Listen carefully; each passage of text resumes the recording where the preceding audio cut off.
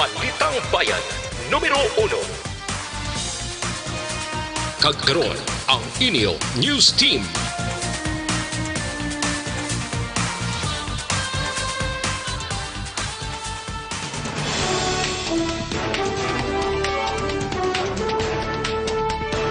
Sa ato nga panguna nga Pangulong dinalan sa mga balita lokal, CIDG Bacolod Chief Madrona ginpasakaan na sang kaso. Lalaki ginlothang sang iya pakaduha pilason. Sa balita nasyonal, Pilipinas may bago na nga drug czar. Paggamit sang vape sa pampubliko nga lugar gindumili na ni Presidente Duterte. Maayong aga Bacolod, may aga bilugawahin sang Western Visayas. Karong adlaw Sabado, Pebrero 29, 2020. Ang inyong news team, Aksyon, Dorel, Cabatu. Aksyon Boy Duran. Ang mga balita lokal, pagkatapos lamang suner.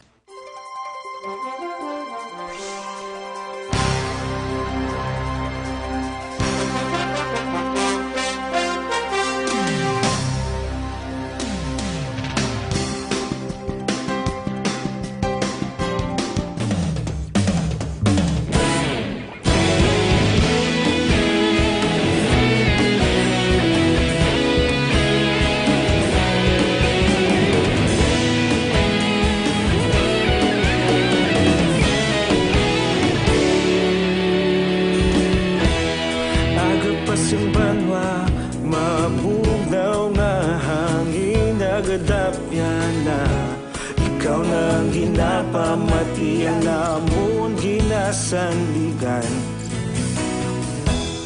Tingog sang probinsya kamatuuran ginapalap na minsay nga may dala paglaom kag kasanag.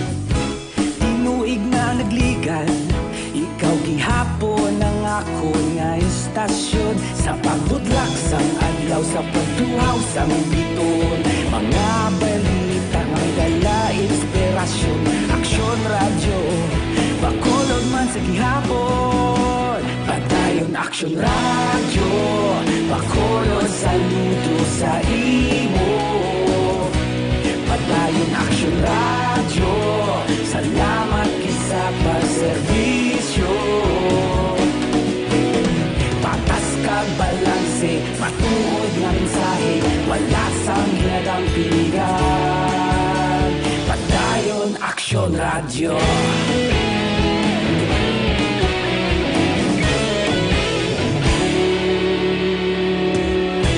Pagkulunod kag negrosanon, inyong pamatian. Stasyon nga nagapalaplag sang Cabatu.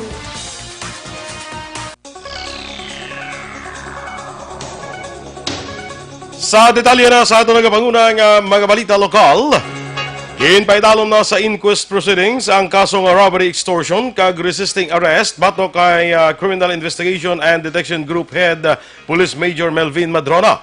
Sunod kay Negros Occidental Police Provincial Office Director Police Colonel Romeo Baleros, ginhingagaw inquest ang kaso kahapon sang hapon sa Bacolod City Prosecutor's Office sa Hall of Justice diri sa siyudad sang Bacolod. Naibuluan ni si Madrona ang natakpan sa entrapment operation sa itong Huwebes ang hapon sa sulod sang Bulangan sa Purok Guanzon, Barangay Mansilingan, diri sa siyudad sang Bacolod. Ang entrapment operation ang ginpatigayon sa Philippine National Police Integrity Monitoring and Enforcement Group ukon IMEG. Ginbulgar ni NOCPO Director Colonel Romeo Baleros nga sa iya personal nagpalapit kag nagpanugid ang tag-iya sa isa KTV bar nga nagreklamo sang pagpangilkil sang tagpamuno sang Criminal Investigation and Detection Group Bacolod nga si Major Melvin Madrona. Suno kay Baleros sa itong Pebrero 11, una nga nagpabalo ang tag-iya sang KTV bar nga ginpangayuan sila sa makatapos ang CIDG sang 10,000 pesos agud panugutan nga padayon nga mag-operate ang ila bar kag dapat nga ila iniihatag kada semana. Dugang pa, ginayo sa manager sa mga bar nga hindi nila masarangan ang mga kantidad. Gani ginayo nga 5,000 pesos na lamang rason nga sa itong Pebrero 20. Una nga nakahatag sang 5,000 pesos ang tag-iya sa mga bar. Palayag pa ni Baleros ang nagpangayo sang bulig sa iyang tag-iya sang bar Gilayon siya nakigangot sa Integrity Monitoring Enhancement Group para magpatigayon sa operasyon hapon sa Pebrero 27. Gintipon ng Baleros ang mga written complaint kag ebidensya agud ipakita ini sa IMEG. Madumduman sila nga bulan sang Pebrero sang ginassign bilang tagpamuno sang CIDG Bacolod si Madrona. Yun nga, naghingi ng 5,000 the weekly. So, nakapagbigay naman siya. Una, yung supposed to be na fine sa court doon sa pagka-arrest doon ng kanyang manager. So, nagbigay ng 5,000. Then, the succeeding weeks, humingi pala siya ng 10,000. Kabahin sa pahayag ni NOCPO Director Colonel Romeo Baleros. Kung mahimo man mapasakaan sang kaso kriminal kag kaso administratibo ang sinuman nga pulis nga madakpan nga nagapangilkil. Ini aliwat nga paandam kag pahanumdum ni Bacolod City Director Police Colonel Henry Binyas sa iya kapulisan diri sa syudad sang Bacolod. Suno kay Binyas, likawan gid ang magpangilkil agud malikawan man nga makasuhan. Ini ang natabo kay Police Major Melvin Madrona, ang chief sa CIDG Bacolod, matapos gin-aresto sang PNP Integrity Monitoring Enforcement Group o kon IMEG nga nawasi sa Campo Crame. Si Madrona ang ginakop sa itong Huwebes ng hapon sang IMEG sa bulangan sang Guanzon sa barangay Mansilingan, syudad sa Bacolod, matapos ng pangayo sang kwarta sa isa sa marang iya sang Resto Bar diri sa syudad sa Bacolod. Ginkasubo ni Binyas ang natabo kay Madrona, apang kung matunay ginhimo niya ang krimen, dapat niya atubangon ang kaso. Mismo si Binyas ang nakibot sa naabtan ni Madrona, ngayon ang mga serbiman nga paandam sa Bacolod PNP. Duman pa ni Binyas, wala na sang rason pa nga maghimo sang katuntuhan ang mga kapulisan, bangod gindoble na gani sang gobyerno ang ila nga sweldo. Sa iban nga balita lokal, pilason ng 28 anyos nga lalaki matapos na ginluthang sang iya pakaduha sa Puro Kaingin, Barangay Singkang Airport, syudad sang Bacolod kagabi, Pebrero 28. Ang biktima ang ginkilala kay Albert Medel, samtang suspect ang ginkilala naman kay Renato Garcia. Base sa interview sa Aksyon Radio kay Maria Teresa Benavista, ang live-in partner sa ang amay ni Medel, ginaligar nga ginpangita ni Garcia ang iya 1,000 ka pesos nga ginapatihan sini ginduhol sa amay ni Medel, apang ginpainwala naman sang natungdan. Dugang pa ni Benavista, nagpuli si Garcia kag nagkuha sang armas luthang kag nagpalupok sang makapila ka beses. Ginpahayag pa ni Benavista nga nagtambag lamang si Medel, apang siya ang gintiro ni Garcia igo sa iya nga kilid. Sa karon, padayon pa investigasyon sang kapulisan, samtang gindala naman sa Corazon Locsin Montelibano Memorial Regional Hospital si Medel. Ginbawian na sang kabuhi sa ospital ang amay nga nabungguan sang truck upod ang 7 ka tuig nga bata sa Hacienda Lourdes National Highway sa barangay Punta Mesa sa Banwa sang Manapla sa itong Miyerkules ang aga. Ini ang ginkumpirmar mismo ni Major Janic Bermudez, ang hepe sa Manapla PNP, matapos ang ginpahibalo sila sang pamilya. Doon pa ni Bermudez, nagpabili naman sa intensive care unit ang bata matapos nakangkon sa mga maluba nga kapilasan. Nakapreparar na ang mga dokumento kung luwag mapasaka sa panumbungon ang pamilya sa piyak na nagabulig man ang tag-iya sang truck sa ila. Manumduman ang mag-amay nagkasakay sa motorsiklo sang nabungguan sang truck na nag-overtake sa isa pa ka truck. Tub-tub karon nagapadayon pa ang manhunt operation sang Police Station 3 bato kay Arvin Saison nga pumuluyo sang Purok Kawayan, Barangay Banago, syudad sang Bacolod. Si Saison ang suspect nga nagtiro sa tong Huwebes ng aga kay Stephen Graho nga pumuluyo sang Purok Katilingban, Barangay Banago, syudad sang Bacolod. Si Graho ang gindeklarar nga dead on arrival sa Corazon Locsin Montelibano Memorial Regional Hospital matapos makaangkon sang igo sa likod lapos sa iyang dughan. Sunod kay Police Senior Master Sergeant Tony Garcia, ang investigador sang Police Station 3, wala pa siya sang may nabaton nga surrender filler halin kay Saison. Sunod kay Garcia, hindi na makita si Saison kag ang babae nga ila ginagawan sang biktima. Apisar nga wala madakpan si Saison, sarang makapasaka sa gihapon ang pamilya sang biktima bungod kilalaman ang suspetsado. Ginahulat ni Garcia ang pamilya sa napatay agud makuha ang sworn statement para mapasaka nila ang kaso sa korte batok kay Saison.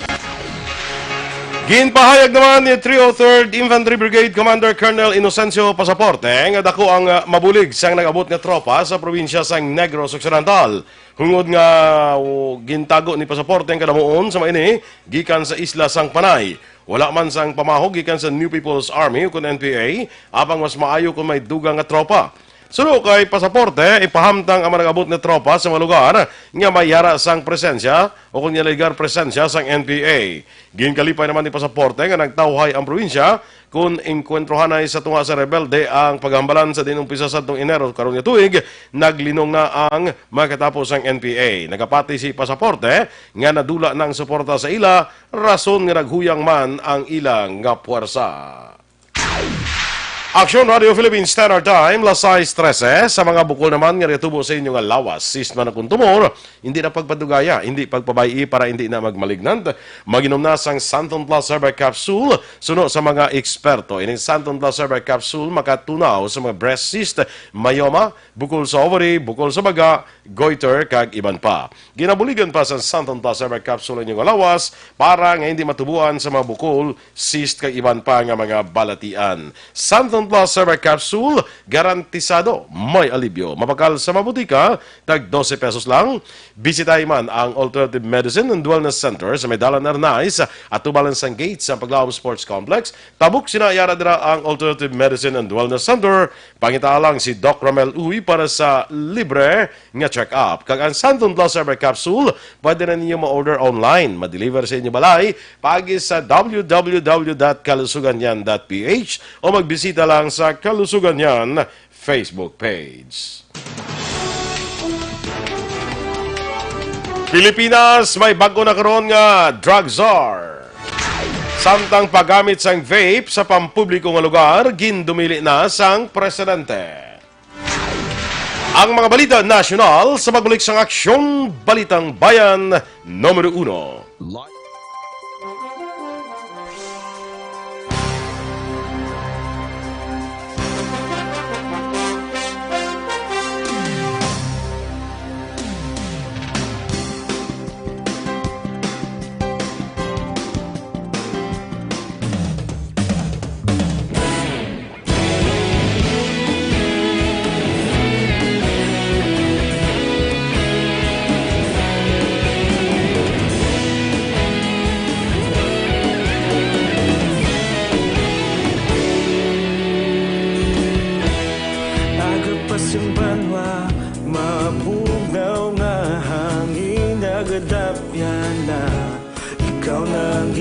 Pamatian namon ginasanligan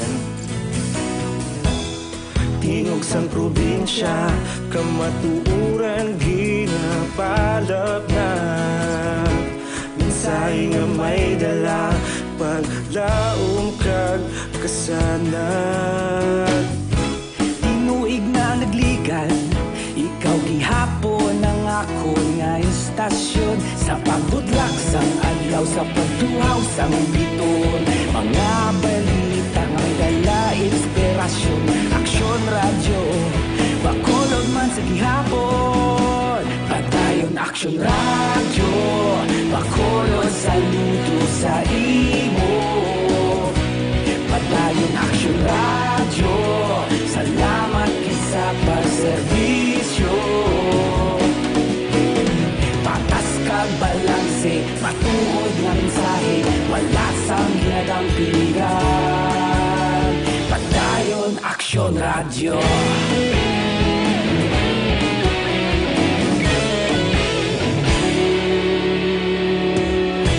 Pagkulong nun kag negro sanon, inyong pamatian.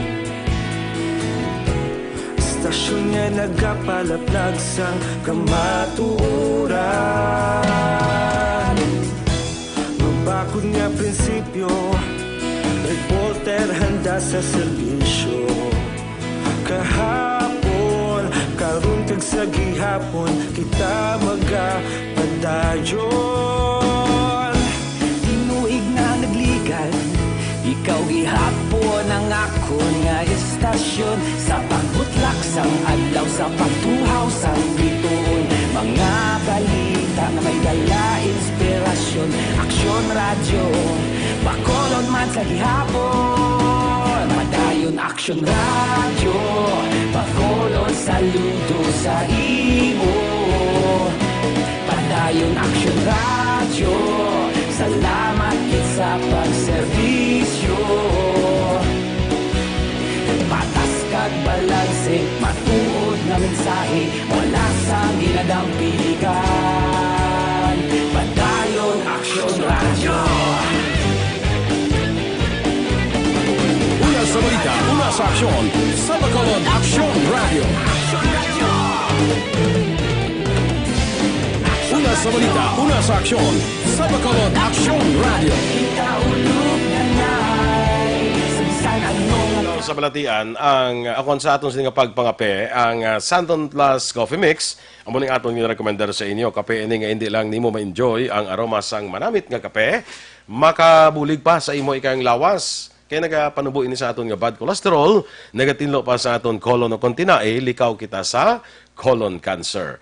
Ang Santon Plus Coffee Mix, himo ini sa Santon, soya kag malunggay kay iban pa nga medicinal herb nga among nagabulig para sa aton sini ikaayong lawas. So dinhi na kita sa kape nga ma-enjoy ka na sang kape, sang aroma sang maramit nga kape, may benepisyo pa sa imo ikaayong lawas. Ang Santon Plus Coffee Mix, may kape ka na, may bulong ka pa. Aksyon! Balitang Bayan, numero 1.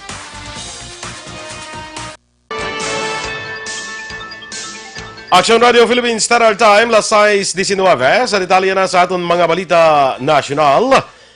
Gindesignar ni Presidente Rodrigo Duterte bilang co-chairman sang Interagency Committee on Anti-Illegal Drugs o ICAD si Presidential Anti-Corruption Commission Chairman Dante Jimenez. Base sa dokumentong ipagwa sang Malacanang, gindesignar si Jimenez atong Enero 21. Ang appointment ni Jimenez nagwa pila ka bulan matapos ginkakas ni Presidente Rodrigo Duterte si Vice President Leni Robredo bilang ICAD co-chair. Ginpahayag ni Jimenez nga sadtong Nobyembre 2019, ginpangabay sang PACC kay Presidente Duterte nga itap ang iya opisina bilang bago nga miyembro sang ICAD para pabakuron pa ang iya War on Drugs campaign. Suno kay Jimenez, madamo sila sang mahimo nga mabulig kag para makatap na akon matap na ang anuman nga korupsyon labi na sa pagkumpiskar sang illegal nga droga. Ginmando na ni Presidente Rodrigo Duterte ang ban sa paghimo, pagbaligya kag pagpalapta sa mga hindi rehistrado nga e-cigarette o vape products. Sa idalom sang ginpirmahan nga Executive Order number 106 sang Presidente, ginadilian man ang paggamit sang vape sa pampubliko nga lugar. Nasaad sa EO nga tanan nga e-liquids, solutions sa refill sa electronic nicotine, kaang non-nicotine delivery systems o ENNDS, kag heated tobacco products o HTP ang dapat iparehistro sa Food and Drug Administration. Ang mga device nga may lakot sa ENNDS o HTP ang dapat makapasar sa standards na ginapatuman sa Department of Trade and Industry kag FDA. Natala na nga magpagwa ang FDA sang rules, regulations kag standards para sa pagparehistro sang vape products kag mga ingredients ini. Ang guidelines ang magaunod man sang pag-issue sang license to operate sa tanan nga establishmento nga kalakip sa paghimo sa kag pagbaligya sang vape kag mga ingredients ini. Base sa EO, ginadumilian naman ang paggamit kag pagbaligya sang vape sa mga nagaedad 21 anyos panubo. Ginaduso naman ni House Committee on Public Information Chair kagabayan Representative Ron Salo sa Kamara nga magtalana sang parameters kag bisitahon ang pilang kamalayi nga magapabaskog pa sa legislative franchises sa media industry. Suno kay Salo, dapat ngahimuon nga kahigyunan ang deliberasyon sa ABS-CBN franchise renewal kag lantawon man ang iban pa nga broadcast industry nga magakuha sang pareho nga pribilehiyo sa Kamara para buligan ang mga ini nga pabakuro na ilang nga impact kag responsibilidad sa kada empleyado. Pila sa mga ginapatalanan nga parameters amo ang pagpasiguro nga ginasunod sa mga broadcast media outfit ang labor laws kag standards, ginaduso ang matarong sa mga media workers kag ma-promote ang Filipino values. Duang pa sa parameters ang patas nga pagdulong sa balita kag barato nga political ads. Agud tanan nga kandidato ang makasarang mabatian ang ilang nga plataporma paagi sa media. Ginapausisa man ang issue sang contractualization kag kakulang sang security of tenure sa mga broadcast network, subong man ang kakulangan sang maayo nga benepisyo kag mga insentibo. Duha ka Pinoy nga gin-repatriate sa MV Diamond Princess sa Japan ang nakitaan sang flu-like symptoms. Sunod kay Health Secretary Francisco Duque III, nakitaan sang respiratory illness ang duha rason nga ginkuhaan na sila sang specimens para mausisa. Halin sa New Clark City sa Tarlac, gindala sila sa hospital para mapaidalom sa isolation. Una dirigin pahayag sang DOH nga may 3 ka repatriates ang nakitaan sang sintomas ng flu. Duha sa ila ang nagnegatibo na sa coronavirus disease o COVID-19.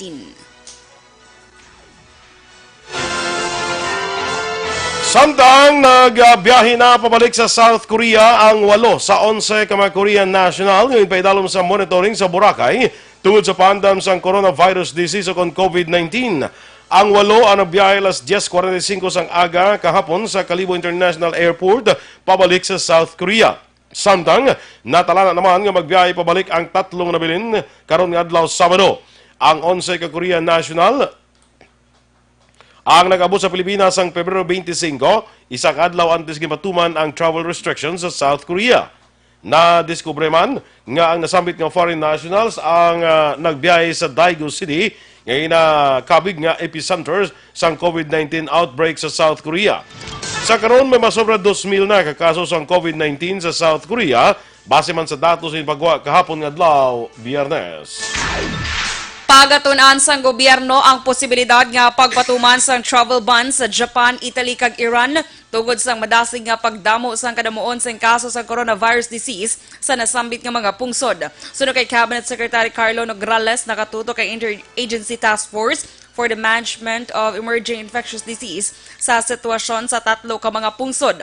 Dugang pa ni Nograles nga madasig ang pagdamo sang kaso sang COVID-19 ilabi na sa Iran kag Italy. Mayara na sang 655 ka kaso sang COVID-19 sa Italy kag 17 ang napatay, samtang 245 ang kaso naman sa Iran kag may 26 na ang nagkalamatay. Sa ibang panatong nga balita nasyonal, nanindugan si Gabriela Representative Arlene Brosas nga balabagan nila sa Kamara ang bersyon sang anti-terrorism bill nga una na nakalusot sa ikatatlo katapusan nga pagbasa sa Senado. Sunod kay Brosas, hindi pagpasugtan sang Makabayan Block nga makalusot ang inaduso nga hagna ang ginapunteriya hindi lamang ang mga terorista kundi ang mga simple nga hublag protesta kaangay na lamang sang EDSA People Power 1. Nagapati si Brosas nga hindi target sang anti-terrorism bill nga lagson ng mga extremist kundi paipuson ang ordinaryo nga pumuluyo nga nagapahayag sa opinyon sa mga isyu sa pungsod. Ginpasiguro ni Brosas nga hindi nila pagpasugtan nga makalusot ang bersyon sang hagna sa Kamara nga sa karon pending sa House Committee on Public Order and Safety. Nagpatuman sang pagbalasa ang Philippine National Police Civil Security Group o PNP CSG kasunod sang ginalaga report nga malpractices. Sunod kay PNP CSG Chief Police Major General Robert Fajardo, 52 ka mga CSG personnel ang yara sa karon sa floating status bilang kabahin sa internal cleansing campaign sa ilahanay kag pagsunod sa mando ni Presidente Rodrigo Duterte angot sa ease of doing business nga transaksyon sa gobyerno. Sa 52 ka mga personnel, 30 ang mga police commissioned officers, 17 ang police non-commissioned officers, kag 5 ang non-uniform personnel. Dugang pa ni Fajardo, tuyo sini nga mapadasig ang transaksyon sa registration of firearms, security guard licenses, license to operate kag iban pa nga mga permit. Nagpamalibad si Fajardo nga maghatag sang dugang nga detalye angot sa identity sa may babado pero ginalakipan ini sang pulis nga may ranggo nga police colonel. Nagpasiguro si Fajardo nga magapatuman ini sang pagbalasa sa kada quarter base sa performance kag tubtub nga may mabaton ini nga reklamo. Gindeklarar ni Presidente Rodrigo Duterte ay kaduwa nga semana sa kada bulan sang Pebrero bilang National Hazing Prevention Week sa tuyo nga pabaskog sang awareness angon sa sining issue. Ginpermahan ni Duterte ang Proclamation number 907 sa Pebrero 21 nga nagamando sa Commission on Higher Education nga magpanguna sa sining aktibidad para ma-promote nga mapauntat ang hazing kag iban pang fraternity-related violence. Ginakabig sang presidente nga makaalarma ang kanamuon sang hazing-related nga makamatayon sa pungsod sa piyak nga may lahi ang pungsod para malikawan ini. Nagmando man si Duterte sa iban nga departamento kag ahensya sang gobyerno kag sa mga lokal nga panguluhan nga magpakigbahin sa sining nga aktibidad. Sang tuig 2018, ginpirmahan man ni Duterte ang anti-hazing measure nga nagapatuman sang mabugat nga penalidad sa mga mapamatud-an nga guilty sa hazing. Sa katapusan nga balita national, nagapati si Senator Panfilo Lacson nga ang kadalok kag korupsyon among ugat sang pastilla scheme nga babado ang pila ka opisyal sang Bureau of Immigration. Sunod sa senador, hindi niya pabaklon ang palusot sang pila ka mga immigration personnel nga ang pagdula sang overtime o kung overtime pay kag hindi paglakip sa ilasaka sa sweldo pareho sa iban nga empleyado sa gobyerno ang sa likod kon nga ila naghimong nasambit nga buluhaton. Nagalawom si Aksyon nga ang reshuffling nga ginhimo sa mga airport personnel sang BI manginalagyan agud matap na ang kadalok kag korupsyon. Una diri ginmando ni Immigration Commissioner Jaime Morente ang pag-reshuffle sa tanan nga personnel nga gin-assign sa Ninoy Aquino International Airport Terminal 1 to 3 kasunod sa investigasyon sa issue sang Pastilla Scheme. Aksyon Radio Philippines Standard Time, las 6:28. Ang Mighty C naman, ang alkaline nga vitamin C sa problema natin sa allergies. May mataas ini nga antihistamine properties, ginapanubo ang histamine level sa inyong lawas para makontrol ang allergies. Sa mga pilas kadugay mag-ayo, makatol-katol sa inyong panit, mag-Mighty C na ang alkaline nga vitamin C. Manami ini sa tanan nga sahi sang skin diseases. Para sa mas epektibong kombinasyon, mag-inom kita sang Mighty C kag Santon Plus Herbal Capsule nga pwede ninyo ma-order online, ma-deliver sa inyo balay pagi sa www.kalusuganyan.ph o sa Kalusuganyan Facebook page. Inyong ipamatiyan aton mga balita diri sa Aksyon Balitang Bayan Numero 1. Standby na sa Action Report, second portion, upod ka Aksyon, Fred Salanga. Balikay kita sa Action Balita Morning Edition, upod ka sa inyong news team. Aksyon Dorel Cabatu. Kag-Action Boy Duran, una sa balita, una sa aksyon, Sa Bacolod Aksyon Radio. Manila Broadcasting Company. Sa balita, komentaryo, issue, serbisyo publiko. Aksyon Radio.